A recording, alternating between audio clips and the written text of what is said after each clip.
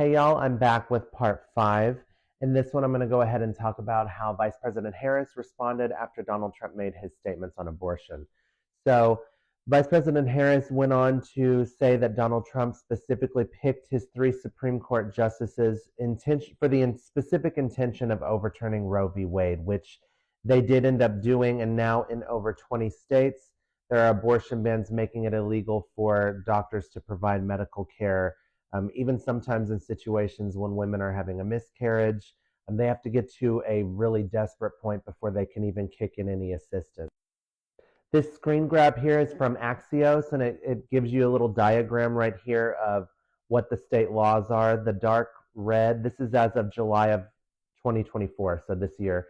The states in the darkest shade are all with 6-week abortion bans.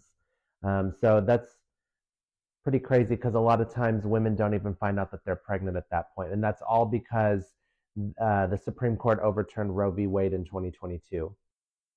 And actually, only the states in gray have no defined limit on abortion, so they can have it at any point. And like I said in the last video, there are a few states that don't have any kind of restrictions as far as time frame goes, and I've looked up the reasoning for that. The reasoning is actually because whenever it comes to crafting laws, it is really hard to for lawmakers to envision all the possible scenarios in which abortion should be allowed. So they just kind of leave it open because ethically, most doctors are not going to perform a late term abortion on someone who is, which I can't even envision this actually happening, but somebody who has gotten to 8 or 9 months of pregnancy is not going to just decide, oh, I just want to get rid of this pregnancy now. Even if that were to take place, a doctor ethically is not going to perform that operation. Vice President Harris then said that in many of the states with stricter abortion bans now in place, they did not make any exceptions for rape or incest. The Guardian actually put out an article in January of this year stating that based on their research, nearly 65,000 rape victims in the United States were unable to access abortion in their home states. That is absolutely unacceptable. There's no one should be telling a victim of rape, a violent attack, what they should do in response to that situation. It should be their decision, and I don't care what your religious beliefs are. You just cannot force your opinion on somebody else like that, especially in a situation like rape.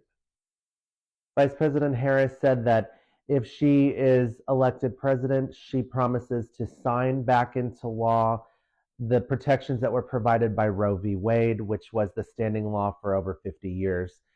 She said that she will sign that law as soon as Congress is able to pass a bill and get it to her desk if she's elected president.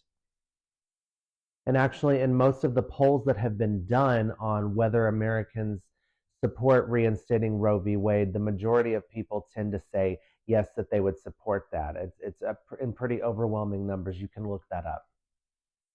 And the protections provided by Roe v. Wade, I wasn't sure specifically what that entailed, so I went ahead and I looked it up. Roe v. Wade did allow for, in the first trimester of pregnancy, the state cannot intervene in a woman's access to abortion. I think that's pretty reasonable. The first trimester, not as much is going on as later in the pregnancy, so I don't really have a problem with that. The second trimester, the state could regulate abortion procedures, but they could not prohibit them. So you still had to make sure that the woman was given access to an abortion, but they could put certain regulations in place to kind of provide some guidelines. In the third trimester, which is the point of viability falls within that period, the state could regulate, they could prohibit, but they could not punish a woman for an abortion, or doctors for abortions that were done to protect the life of the mother. So I think all of that was very reasonable, and that's why we see in the majority of the polling Americans supporting reinstating Roe v. Wade. Vice President Harris then went on to mention that based on what is in Project 2025, which again I'm going to say is Donald Trump's blueprint for what he's going to do if he's reelected, we need to be really worried about that because Project 2025 is some scary shit. So if you're not aware of what's in it, go and look over some of the details of Project 2025.